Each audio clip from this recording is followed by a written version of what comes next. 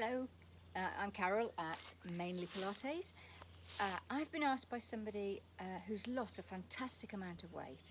Well done. But I've been asked about the old bingo wings. So the obvious thing, when you do any of my Pilates exercises, if you have your arms limp to do a lower body exercise, you're missing a trick because your bingo wings aren't being brought in. But straight away, if you have your arms extended, fingers, forearms, shoulders and everything switched on, then even though you might be doing a lower body exercise, you're also working your shoulders and your arms. So there's the first thing.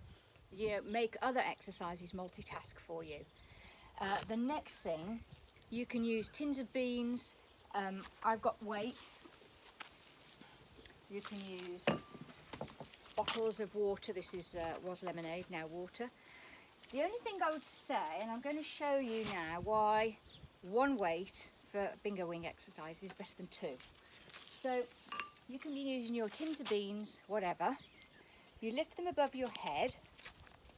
Now, if you watch my elbows, I'm going to bring these weights back behind my head, but I've got to keep my elbows in. And if you're new to exercise, this is really quite difficult, but if you're using a single weight, your hands can't go apart, so it's much easier to control it.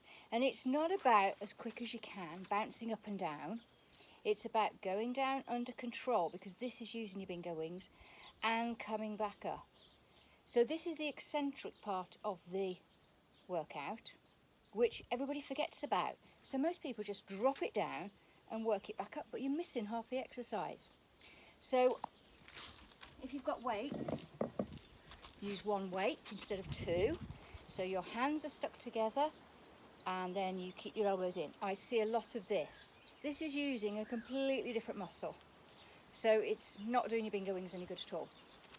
So as long as you're doing those slowly, try going until you really think you can't do one more. And when you think you can't do one more, do that last one. And that's the one that will overload and work. Next exercise, you don't need any equipment.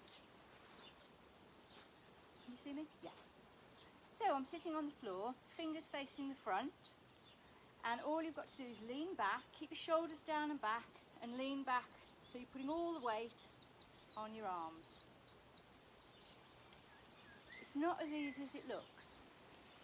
You're also getting a bit of a core workout.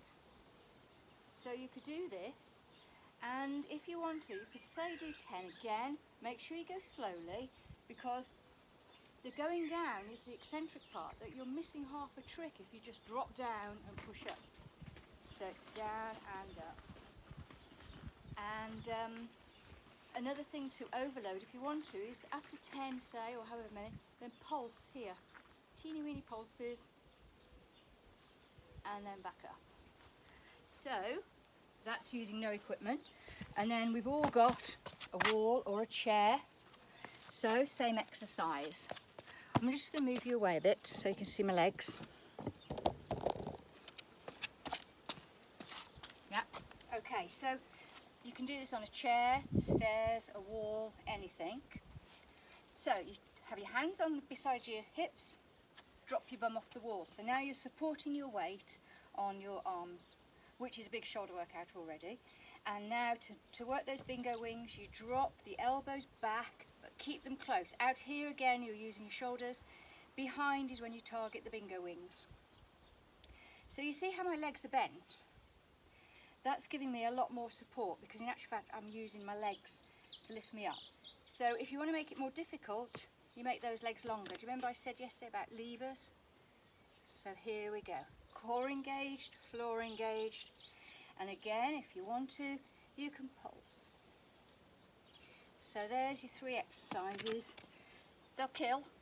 To stretch off after, take your arm up to the sky.